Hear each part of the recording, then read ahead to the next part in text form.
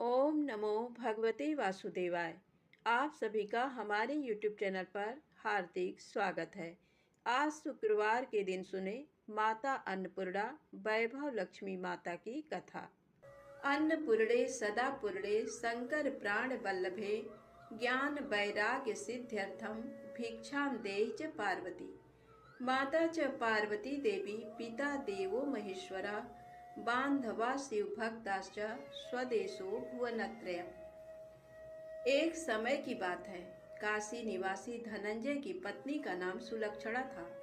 उसे अन्य सब सुख प्राप्त थे, केवल निर्धनता ही उसके दुख का कारण था। ये दुख उसे हर समय सताता था। एक दिन सुलक्षणा अपने पति से बोली, स्वामी, आप कुछ उद्यम करो तो काम चले। इस प्रकार कब तक काम चलेगा? सुलक्षणा की बात धनंजय के मन में बैठ गई और वह उसी दिन विश्वनाथ शंकर जी को प्रसन्न करने के लिए बैठ गया और कहने लगा, हे देवादिदेव विश्वेश्वर, मुझे पूजा पाठ कुछ आता नहीं है, केवल तुम्हारे भरोसे बैठा हूँ। इतनी विनती करके वह 2-3 दिन भूखा प्यासा बैठा रहा। ये देखकर भगवान शंकर ने उसके कान में अन्नपूर्णा अन्नपूर्णा अन्नपूर्णा इस प्रकार 3 बार कहा। ये कौन क्या कह गया, इसी सोच में धनंजय पड़ गया कि मंदिर में आते ब्राह्मणों को देखकर पूछने लगा, पंडित जी, अन्नपूर्णा कौन है? ब्राह्मणों ने कहा, तू अन्न छोड़ बैठा है, सो तुझे अन्न की ही बात सूझती है। जा घर जाकर अन्न ग्रहण कर। धनंजय घर गया, स्त्री से सारी बात कही। वो बोली, नाथ, चिंता मत करो, स्वयं शंकर जी ने ये मंत्र दिया है, वे स्वयं ही इस मंत्र का खुलासा करेंगे। आप फिर जाकर उनकी आराधना करो। धनंजय फिर जैसा का तैसा पूजा में बैठ गया। रात्रि में शंकर जी ने आज्ञा दी, कहा, तू पूर्व दिशा में चला जा, वहां अन्नपूर्णा का नाम जपता जाता और रास्ते में फल खाता, झरनों का पानी पीता जाता। इस प्रकार कितने ही दिनों तक धनंजय चलता गया। वहां उसे चांदी सी चमकती वन की शोभा देखने में आई। सुंदर सरोवर देखने में था। उसके किनारे कितने ही अप्सराएं झुंड बनाए बैठी थी, एक कथा कहती थी और सब माँ अन्नपूर्णा इस प्रकार बार बार कहती थी। ये अगहन मास की उजेली रात्रि थी और आज से ही व्रत का आरंभ था। जिस शब्द की खोज करने वह निकला था, वह उसे वहां सुनने को मिला। धनंजय ने उनके पास जाकर पूछा, हे देवियों, आप ये क्या करती हो? उन सब ने कहा, हम सब माँ अन्नपूर्णा का व्रत करती हैं। व्रत करने से गई, पूजा क्या होता है? ये किसी ने किया भी है? इसे कब किया जाए? कैसा व्रत है और कैसी विधि है? मुझसे भी कहो। वे कहने लगी, इस व्रत को सब कोई कर सकते हैं। 21 दिन के लिए 21 गांठ का सूत लेना चाहिए। 21 दिन यदि ना बने तो एक दिन उपवास करें, ये भी ना बने तो केवल कथा सुनकर प्रसाद लें। निराहार रहकर कथा कहें। कथा सुनने वाला कोई ना मिले तो पीपल के पत्तों को रख, सुपारी या घृत कुमारी को सामने रखकर, दीपक को साक्षी कर, सूर्य, गाय, तुलसी या महादेव को बिना कथा सुनाए मुख में दाना न डालें। यदि भूल से कुछ पड़ जाए तो एक दिवस फिर उपवास करें। व्रत के दिन क्रोध ना करें और झूठ ना बोलें। धनंजय बोला, इस व्रत के करने से क्या होगा? वे कहने लगी, इसके करने से अंधों को नेत्र मिले, लूलों को हाथ मिले, निर्धन के घर धन आए, बांझन को संतान मिले, मूर्ख को विद्या आए। जो जिस किसी कामना से व्रत करे, माँ उसकी इच्छा पूरी करती है। वह कहने लगा, बहनों, मेरे भी धन नहीं है, विद्या नहीं है, कुछ भी तो नहीं है। मैं तो दुखिया ब्राह्मण हूँ, मुझे इस व्रत का सूत दोगी? उन्होंने कहा, हाँ भाई, तेरा कल्याण हो, मैं तुझे सूत दूंगी। ले, इस व्रत का मंगल सूत ले। धनंजय ने व्रत किया। व्रत पूरा हुआ, तभी सरोवर में से 21 खंड की सुवर्ण सीढ़ी हीरा मोती जड़ी हुई प्रकट हुई। धनंजय जय अन्नपूर्णा अन्नपूर्णा कहता जाता था। इस प्रकार कितनी ही सीढ़ियां उतर गया। तो क्या देखता है कि करोड़ों सूर्य से प्रकाशमान अन्नपूर्णा का मंदिर है। उसके सामने सुवर्ण सिंहासन पर माता अन्नपूर्णा विराजमान है। सामने भिक्षा हेतु शंकर भगवान खड़े हैं। देवांगनाएं चमर डुलाती हैं। कितनी ही हथियार बांधे पहरा देती हैं। धनंजय दौड़कर जगदम्बा के चरणों में गिर गया। देवी उसके मन का क्लेश जान गई। धनंजय कहने लगा, माता, आप तो अंतर्यामिनी हो, आपको अपनी दशा क्या बताऊं। माता बोली, मेरा व्रत किया है, जा, संसार तेरा सत्कार करेगा। माता ने धनंजय की जिह्वा पर बीज मंत्र लिख दिया। अब तो उसके रोम रोम में विद्या प्रकट हो गई। इतने में क्या देखता है कि वह काशी विश्वनाथ के मंदिर में खड़ा है। माँ का वरदान ले धनंजय घर आया। सुलक्षणा से सभी बातें कही। माता जी की कृपा से उसके घर में संपत्ति उमड़ने लगी। छोटा सा घर बहुत बड़ा गिना जाने लगा। जैसे शहद के छत्ते पर मक्खियां जमा होती हैं, उसी प्रकार अनेक सगे संबंधी आकर उसकी बड़ाई करने लगे। कहने लगे, इतना धन और इतना बड़ा घर, पर संतान नहीं तो इस कमाई का भोग कौन करेगा। सुलक्षणा से संतान नहीं है, इसलिए तुम दूसरा विवाह करो। अनिच्छा होते हुए भी धनंजय को दूसरा विवाह करना पड़ा और सती सुलक्षणा को सौत का दुख उठाना पड़ा। इस प्रकार दिन बीतते गए। फिर नए बंधन से बंधे पति से सुलक्षणा ने कहलाया कि हम व्रत के प्रभाव से सुखी हुए हैं, इस कारण ये व्रत छोड़ना नहीं चाहिए। ये माता जी का प्रताप है जो हम इतने संपन्न और सुखी हैं। सुलक्षणा की बात सुन धनंजय उसके यहाँ आया और व्रत में बैठ गया। नई बहू को इस व्रत की खबर नहीं थी। वह धनंजय के आने की राह देख रही थी। दिन बीतते गए और व्रत पूर्ण होने में 3 दिवस बाकी थे कि नई बहू को खबर पड़ी।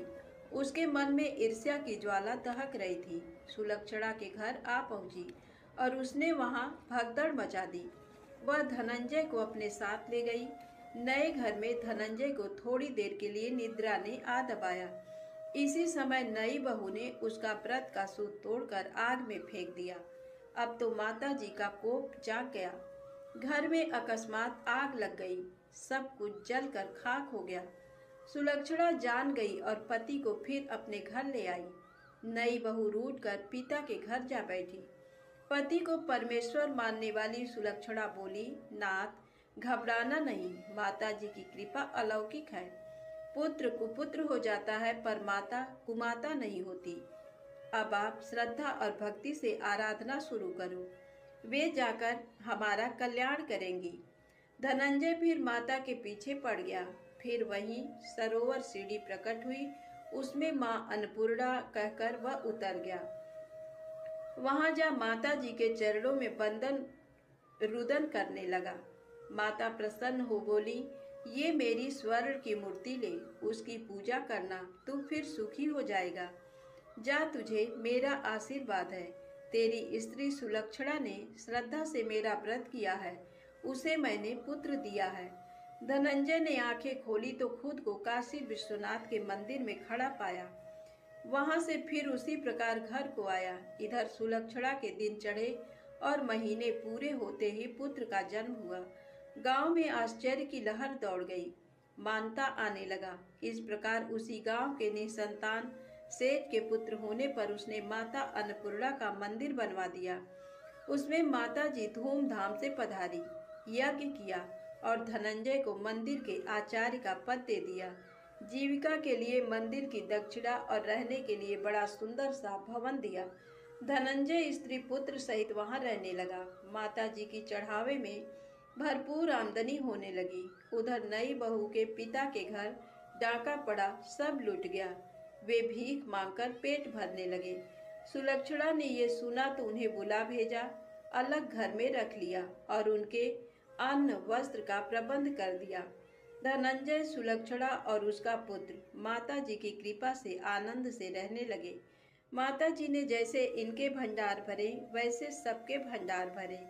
बोलिए अन्नपूर्णा माता की जय। अब आइए सुने वैभव लक्ष्मी माता की पौराणिक कथा।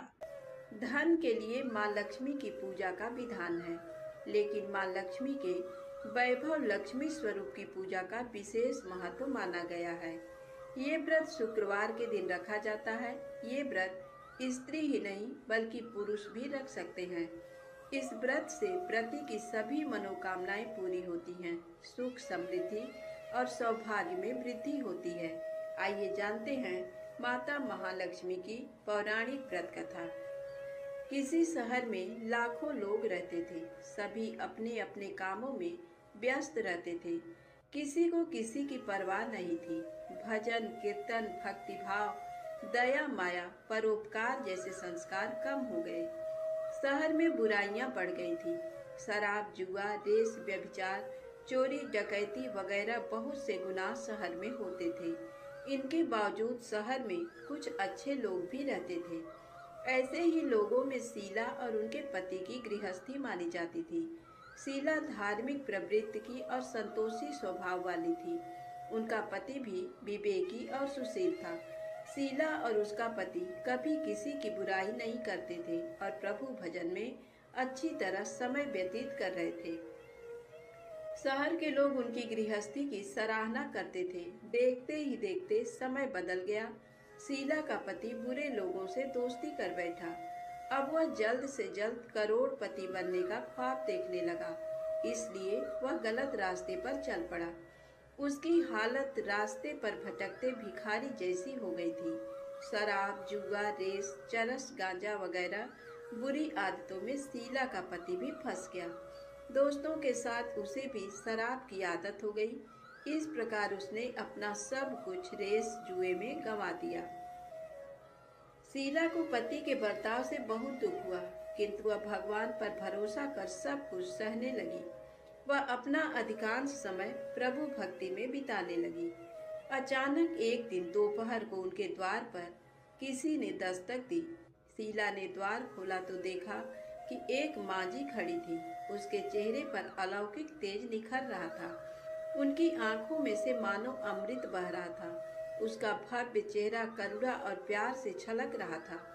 उनको देखते ही शीला के मन में अपार शांति छा गई। शीला के रोम रोम में आनंद छा गया।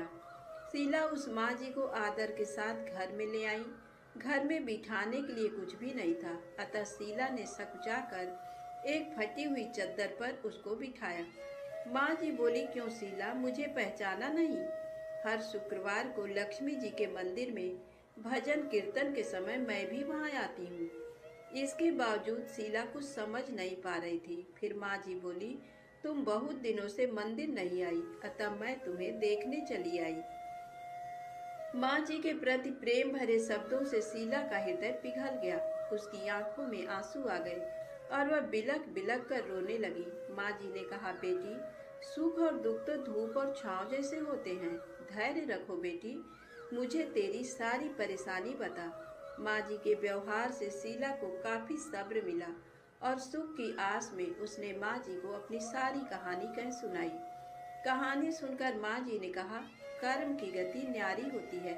हर इंसान को अपने बुरे कर्म भुगतने ही पड़ते हैं, इसलिए तू चिंता मत कर। अब तू कर्म भुगत चुकी है, अब तुम्हारे सुख के दिन अवश्य आएंगे। तू तो माँ लक्ष्मी जी की भक्त है। माँ लक्ष्मी जी तो प्रेम और करुणा की अवतार हैं। वे अपने भक्तों पर हमेशा ममता रखती हैं, इसलिए तू धैर्य रखकर माँ लक्ष्मी जी का व्रत कर, इससे सब कुछ ठीक हो जाएगा। शीला के पूछने पर माँ जी ने उसे व्रत की सारी विधि भी बताई। माँ जी ने कहा, बेटी, माँ लक्ष्मी जी का व्रत बहुत सरल है। उसे वरद लक्ष्मी व्रत या वैभव लक्ष्मी व्रत कहा जाता है। ये व्रत करने वाले की सब मनोकामना पूर्ण होती है। वह सुख संपत्ति और दया प्राप्त करता है। शीला ये सुनकर आनंदित हो गई। शीला ने संकल्प करके आंखें खोली तो सामने कोई नहीं था। ये विस्मित हो गई कि माँ जी कहाँ चली गई। शीला को तत्काल ये समझते देर न लगी कि माँ जी और कोई नहीं, साक्षात लक्ष्मी जी ही थी। दूसरे दिन शुक्रवार था। सवेरे स्नान करके स्वच्छ कपड़े पहनकर शीला ने माँ जी द्वारा बताई विधि से पूरे मन से व्रत किया। आखिरी में प्रसाद वितरण हुआ। ये प्रसाद पहले पति को खिलाया। प्रसाद खाते ही पति के स्वभाव में फर्क पड़ गया। उस दिन उसने शीला को मारा नहीं, सताया भी नहीं। शीला को बहुत आनंद हुआ। उनके मन में वैभव लक्ष्मी व्रत के लिए श्रद्धा बढ़ गई। शीला ने पूर्ण श्रद्धा भक्ति से 21 शुक्रवार तक वैभव लक्ष्मी व्रत किया। 21वें शुक्रवार को माँ जी के कहे मुताबिक उद्यापन विधि करके 7 स्त्रियों को वैभव लक्ष्मी व्रत की 7 पुस्तकें उपहार में दी। फिर माता जी के धन लक्ष्मी स्वरूप की छवि को वंदन करके भाव से मन ही मन प्रार्थना करने लगी। हे माँ धन लक्ष्मी, मैंने आपका वैभव लक्ष्मी व्रत करने की मन्नत मानी थी। ये व्रत आज पूर्ण किया है। हे माँ, मेरी हर विपत्ति दूर करो, हमारा सबका कल्याण करो। जिसे संतान न हो उसे संतान देना, सौभाग्यवती स्त्री का सौभाग्य अखंड रखना, कुंवारी लड़की को मनभावन पति देना।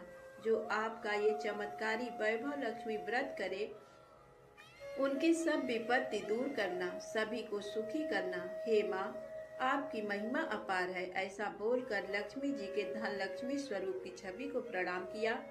व्रत के प्रभाव से शीला का पति अच्छा आदमी बन गया और कड़ी मेहनत करके व्यवसाय करने लगा। उसने तुरंत शीला के गिरवी रखे गहने छुड़ा लिए। घर में धन की बाढ़ सी आ गई। घर में पहले जैसी सुख शांति छा गई। वैभव लक्ष्मी व्रत का प्रभाव देखकर मोहल्ले की दूसरी स्त्रियां भी विधि पूर्वक वैभव लक्ष्मी व्रत करने लगी। वैभव लक्ष्मी व्रत 7, 11 या 21 जितने भी शुक्रवारों की मन्नत मांगी हो, उतने शुक्रवार तक ये व्रत पूरी श्रद्धा तथा भावना के साथ करना चाहिए। आखिरी शुक्रवार को इसका शास्त्रीय विधि के अनुसार उद्यापन करना चाहिए। आखिरी शुक्रवार को प्रसाद के लिए खीर बनानी चाहिए। जिस प्रकार हर शुक्रवार को हम पूजन करते हैं वैसे ही करना चाहिए। पूजन के बाद माँ के सामने एक श्रीफल फोड़ें।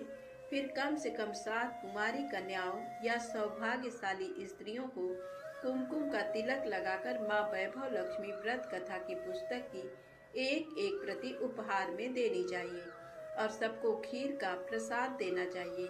इसके बाद माँ लक्ष्मी जी को श्रद्धा सहित प्रणाम करना चाहिए।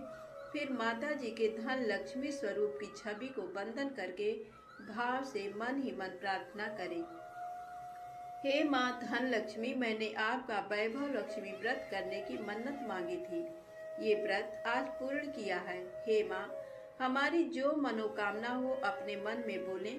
मनोकामना पूर्ण करो, हमारी हर विपत्ति दूर करो, हमारा सबका कल्याण करो। जिसे संतान ना हो उसे संतान देना, सौभाग्यवती स्त्री का सौभाग्य अखंड रखना, कुंवारी लड़की को मनभावन पति देना और जो आपका ये चमत्कारी वैभव लक्ष्मी व्रत करे उनकी सब विपत्ति दूर करना, सभी को सुखी करना। हे माँ, आपकी महिमा अपार है, आपकी जय हो। ऐसा बोलकर लक्ष्मी जी के धन लक्ष्मी स्वरूप की छवि को प्रणाम करें। धन्यवाद। जय माता दी।